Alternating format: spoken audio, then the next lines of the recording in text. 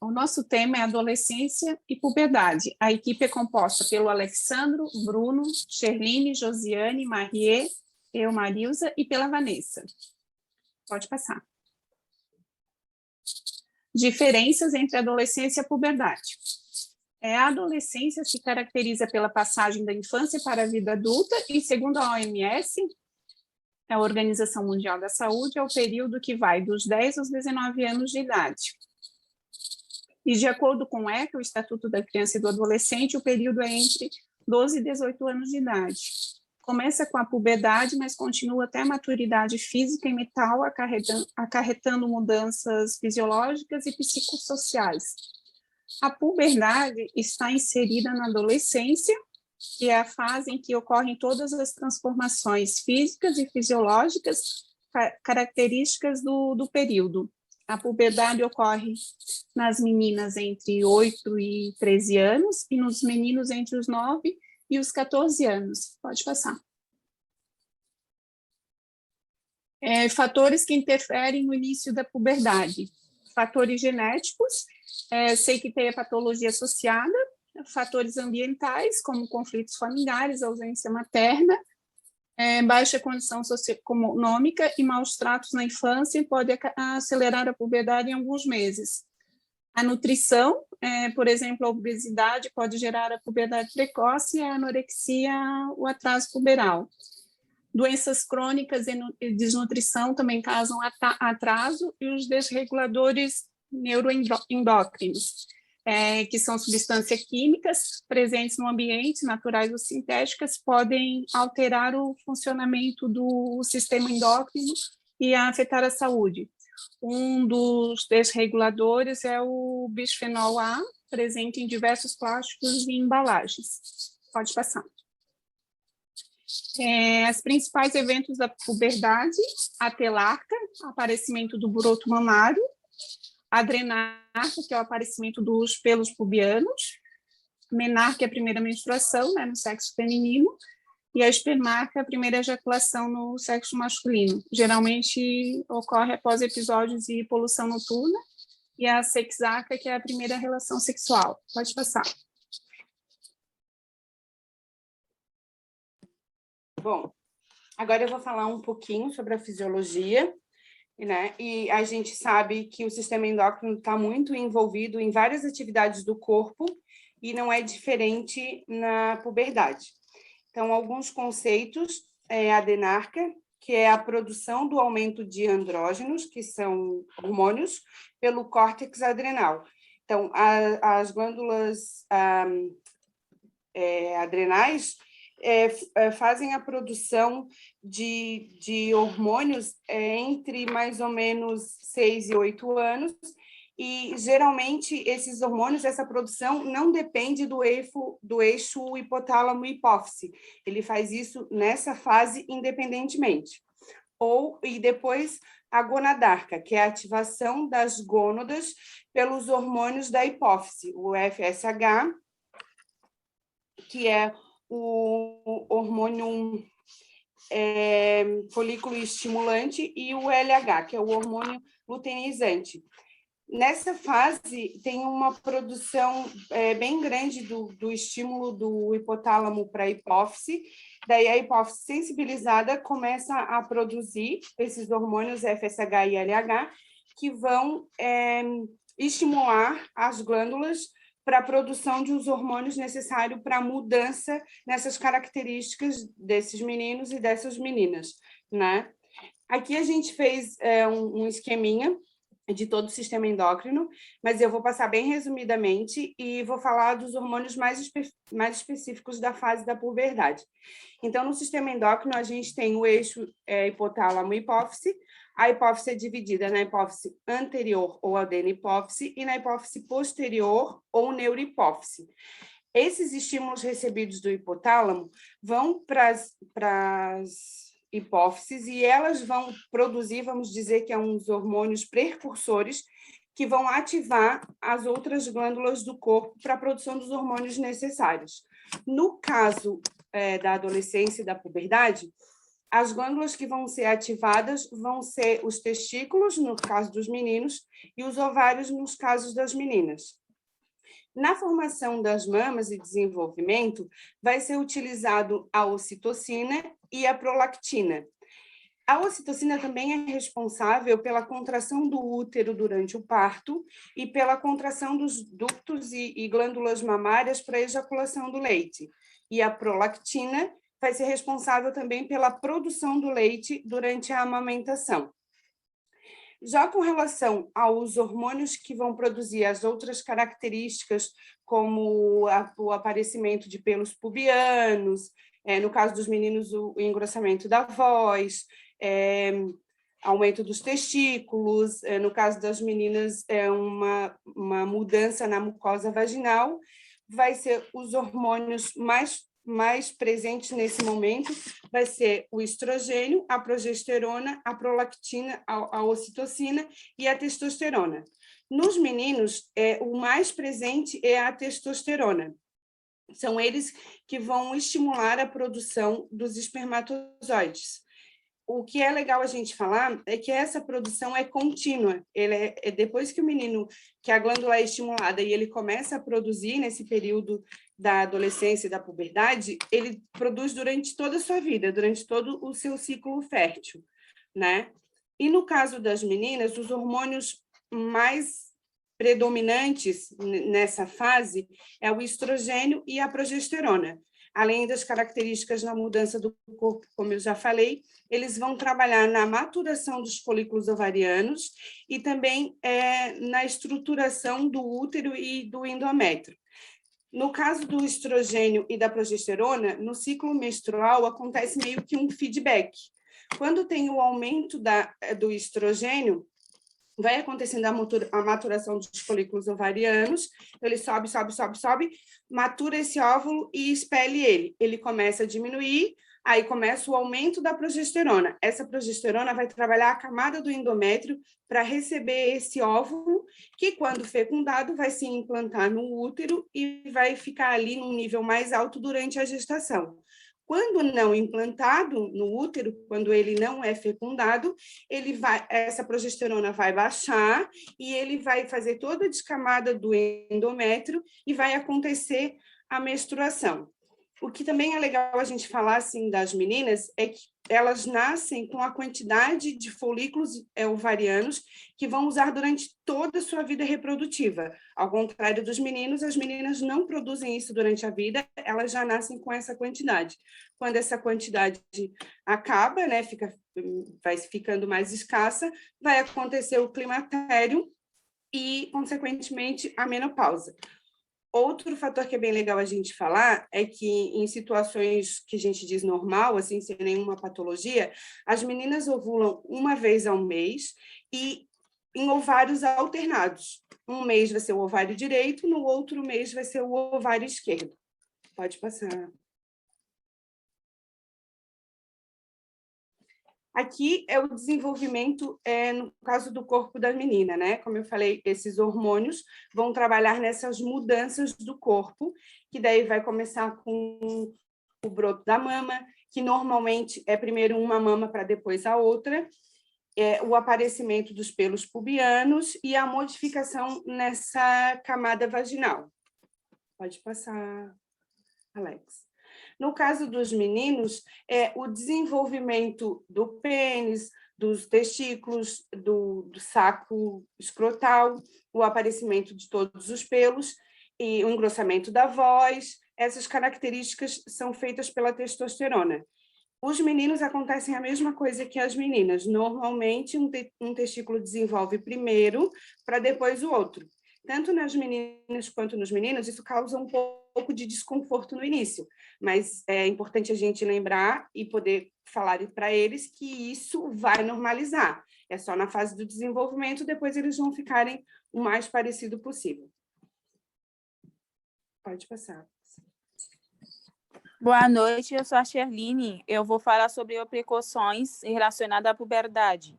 A puberdade ela está associada à variedade de alteração fisiológica que pode gerar alguma precaução. Dentro deles está a ginecomastia, que é um distúrbio mais frequente na puberdade que ocorre no homem, caracterizando pelo aumento das mamas, né? Quanto a precauções sobre o crescimento e proporções corporais, às vezes os adolescentes chegam principalmente, e os meninos que têm os peitos crescendo, ele ficou preocupado, né, perguntando por que os peitos deles crescem. E pode ocorrer também as mudanças psicológicas nessa fase por conta das alterações corporais e aumento de depressão e também de comportamento de risco. A gente também pode ficar atento sobre a miopia, que é o crescimento do glóbulo ocular, né? A escoliose, que é um desvio da coluna, como se fosse um formato de S. A gente pode ficar atento também sobre as infecções sexualmente transmissíveis, né? Que é uma infecção transmitida pelo ato sexual. Quanto ao suspeito de um distúrbio na puberdade, quando tiver características sexuais secundárias, identificando em meninos com 8 anos e menina com menos de 9, né? A gente fala aí agora que é a puberdade precoce. E na ausência de desenvolvimento mamário aos 13 anos de idade em meninas, ou ausência de aumento testicular aos 14 de idade em meninos, a gente suspeita de uma puberdade atrasada. Quando tiver uma parada ou regressão de desenvolvimento puberal, não tiver menarca após de 15 anos, também pode ser considerado. Pode passar, eu já falei sobre. Pode passar, Alexandro. A puberdade normal, ele tem um limite de normalidade para o início puberal de criança tipo menina de 8 anos e meninos de 9 anos. A idade definida como normal para o início da puberdade é baseado em 95% da população, ou 12 desvio padrão abaixo da idade média no início da puberdade em meninas normais. 95% das meninas a puberdade ocorre entre 8 a 13 anos e no menino entre 9 a 14 anos. 12,5% de meninas normais iniciam a puberdade abaixo dos 8 anos de idade. Pode passar, Alexandre. Boa noite, pessoal. Eu sou a Etienne. Eu vou falar da puberdade precoce. A puberdade precoce é quando acontece a puberdade antes dos 8 anos nas meninas e antes dos 9 nos meninos. A puberdade é dividida em dois, que é a puberdade precoce central e a puberdade precoce periférica. A puberdade precoce central ele é dependente de gonadotrofina, o que quer dizer que ele precisa da ativação do eixo hipotalâmico para que aconteça essas mudanças no corpo das meninas e dos meninos. As causas podem ser idiopáticas, né? Quando a gente fala de idiopática, é que não tem nenhuma causa definida. A genética, causada também por doença ou lesão do sistema nervoso central.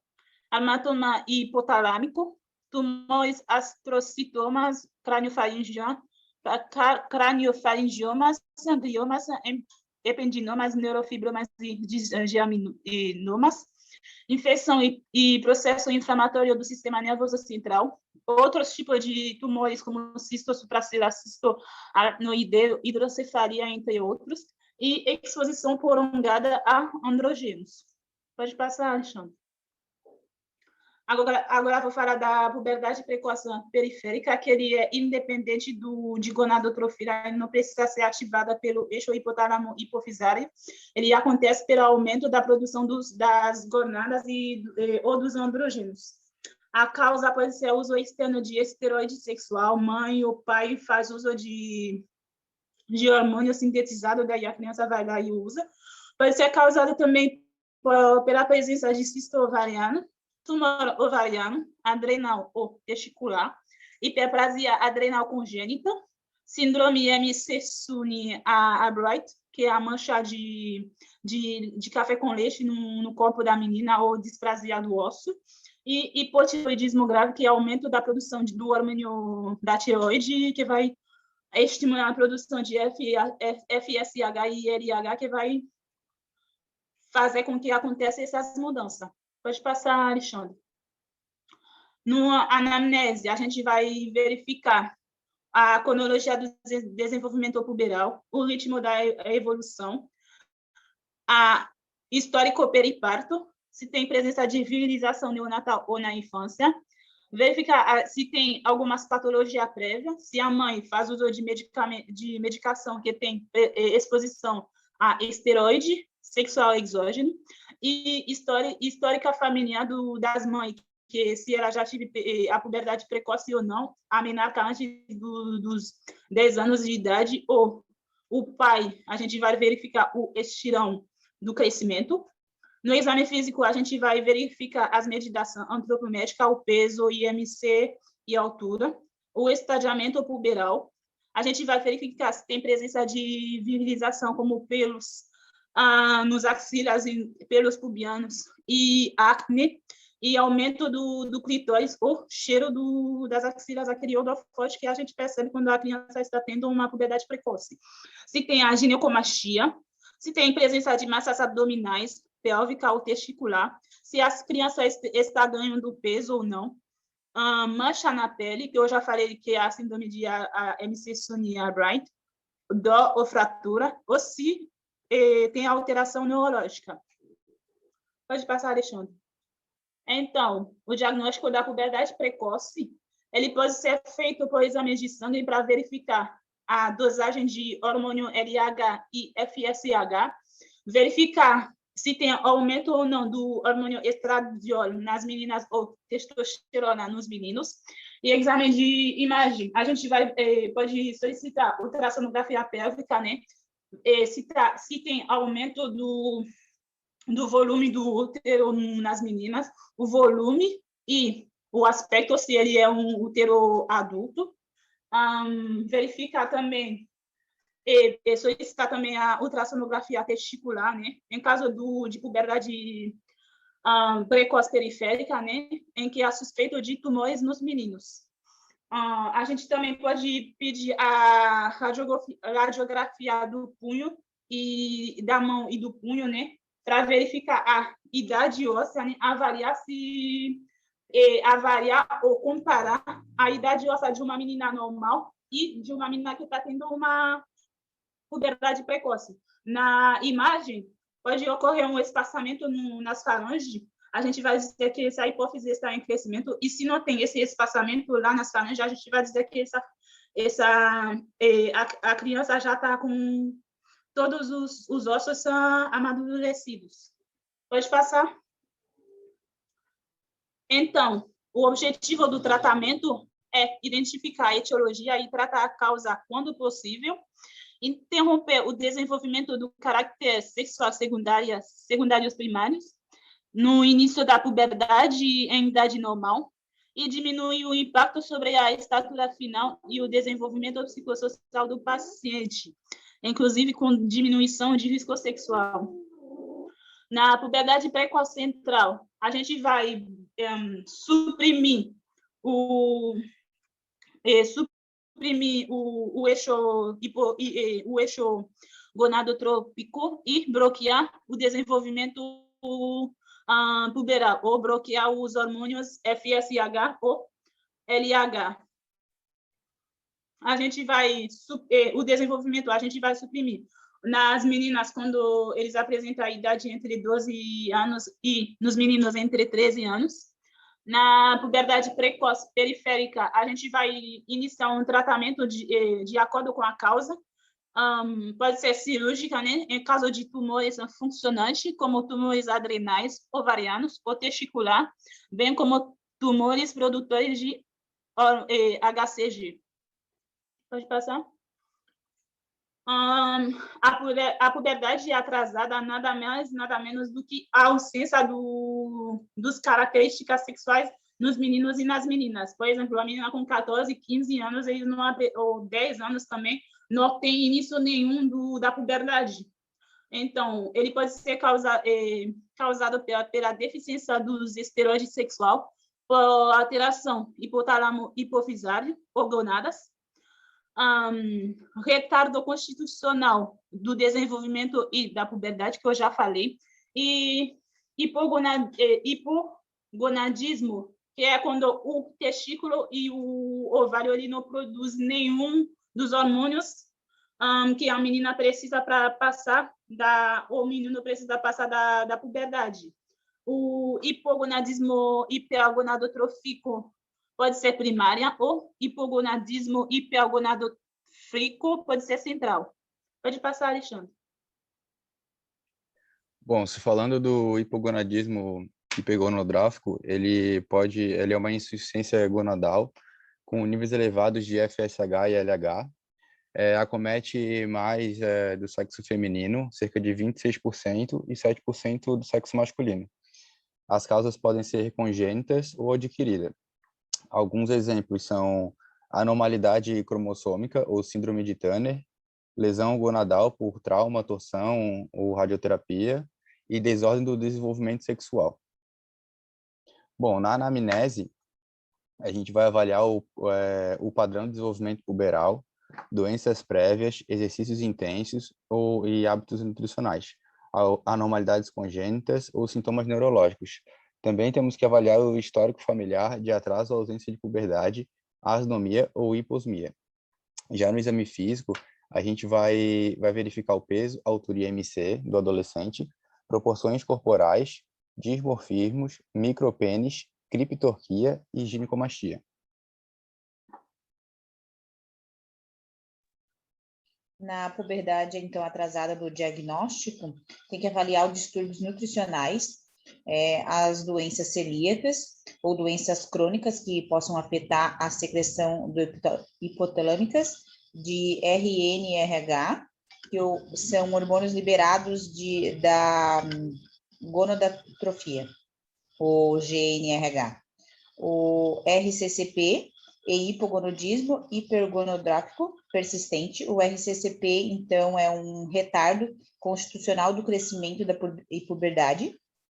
Então, tem que a investigação inicial através dos exames laboratoriais, né, solicitado, o LH, o FSH, que é o estradiol nas meninas, e o testosterona nos meninos. E a idade óssea.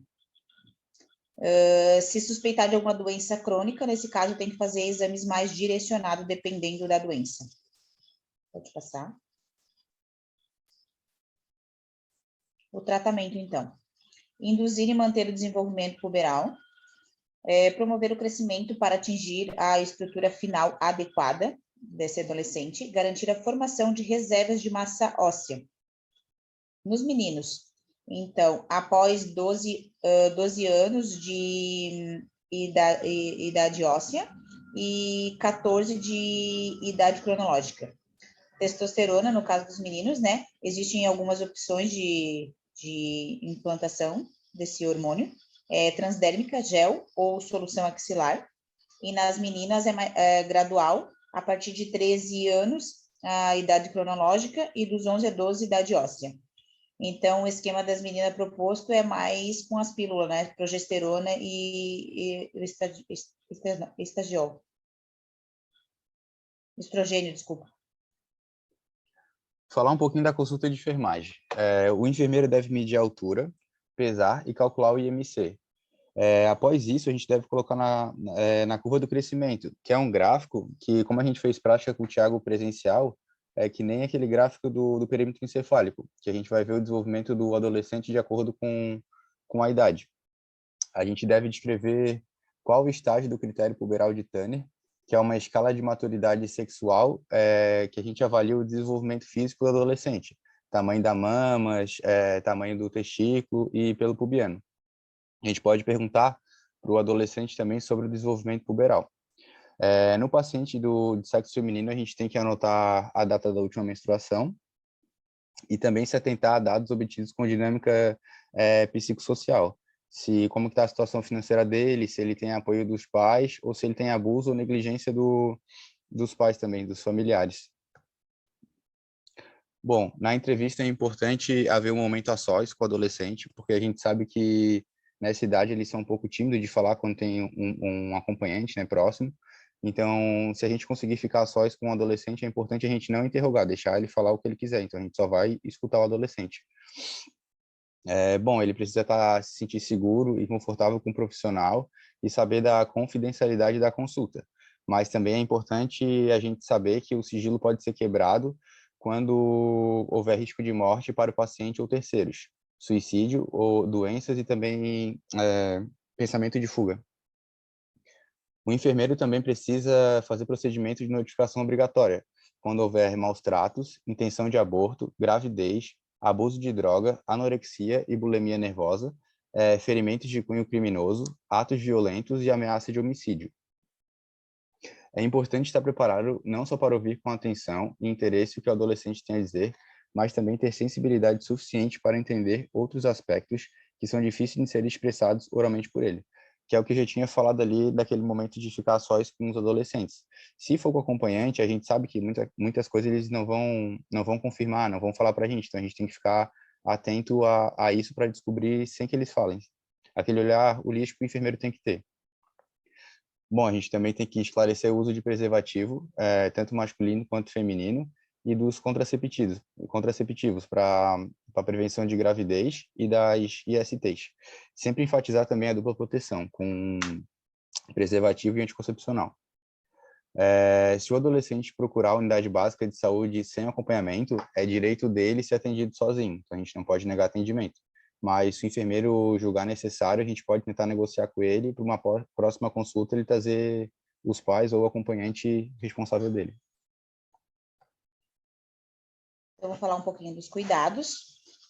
Os cuidados que os adolescentes têm que ter é manter higiene pessoal e íntima, evitar espremer os cravos e espinhas, né, que nessa fase acomete bastante os adolescentes, os cravos e espinhas, e a tendência é eles querer espremer, e com isso vai ficar tudo manchado o rosto, né? Então, evitar. As meninas fazer o uso de absorvente durante a menstruação, né? Explicar a importância. Fazer consulta médica de rotina ou quando necessário. Orientar também sobre a importância das vacinas. Logo abaixo a gente vai ter um quadro onde a gente vai mostrar um pouquinho das vacinas, a importância de cada uma, e a idade também. Orientar sobre a importância do uso de preservativo, que não é somente por conta de uma gestação, né? Muito além, por causa muito mais por conta das doenças, as DSTs, né? Transmissíveis. Praticar atividade física. Pode passar, Alex. Falar um pouquinho de umas orientações mais geral, assim. Então, na alimentação, orientar aos adolescentes preferir sempre alimentos mais naturais possível, evitar produtos ultraprocessados, aumentar o consumo de frutas, legumes, verduras, evitar substituir as principais refeições por lanches, que isso é muito comum, né, nos adolescentes, principalmente porque às vezes os pais estão trabalhando o dia todo e eles ficam sozinhos em casa nessa fase, né? Então, é muito mais fácil eles comerem um lanche do que as refeições mesmo. Um prato de arroz, feijão, que seria o mais indicado. Evitar a omissão do café, que é uma das refeições mais importantes, né, no nosso dia. Evitar fazer as refeições assistindo televisão, computador, celular, tablet, que hoje em dia, então, com essa pandemia, ficou pior. Se já havíamos tentando diminuir isso, agora com a pandemia ficou pior ainda, mas tentar evitar. E orientar sobre a importância também da atividade física nessa fase. E promover a organização de grupos juvenis com objetivos claros, comprometidos com a saúde física e mental, que nessa fase é bem complicada, né? Tem que trabalhar bastante, principalmente a saúde mental dos adolescentes. Pode passar, Alex. Bom, agora eu vou falar um pouquinho sobre as vacinas. A gente colocou um quadrinho aqui com as principais vacinas. Eu não vou falar de todas para não me alongar muito. Eu vou falar das mais específicas dessa fase, né, que é a adolescência e a puberdade. o interessante que a gente deve falar aqui é que, quando o enfermeiro ou a equipe de saúde verificar que esse adolescente não fez as vacinas que são da fase da infância, deve tentar colocar em ordem essas vacinas, né, respeitando o limite entre uma dose e outra. Eu vou focar especificamente em 4 vacinas, que é a hepatite B, a DT, o HPV e a meningocócica ACWY.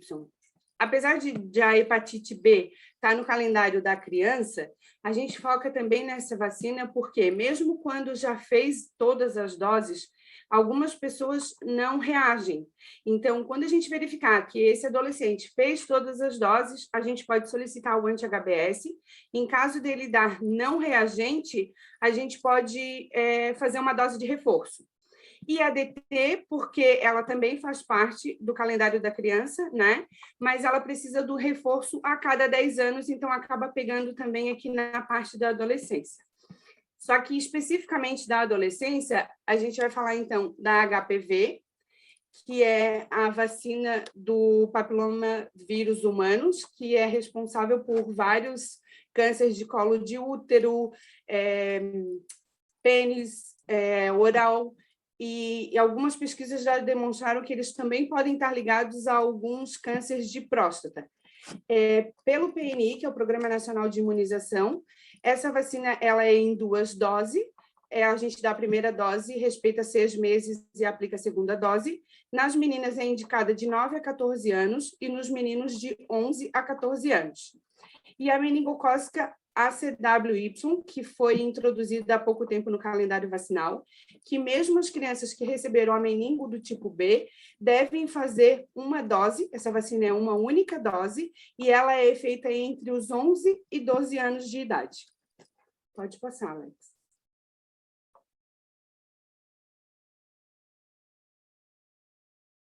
Essa é a referência que a gente utilizou para o nosso trabalho, né? Como a gente já falou, a gente verificou PNI, o ECA, que é o Estatuto da Criança e do Adolescente, o Ministério da Saúde. Espero que vocês tenham gostado do nosso trabalho e que, de alguma forma, tenha contribuído para a aprendizagem. Muito obrigada.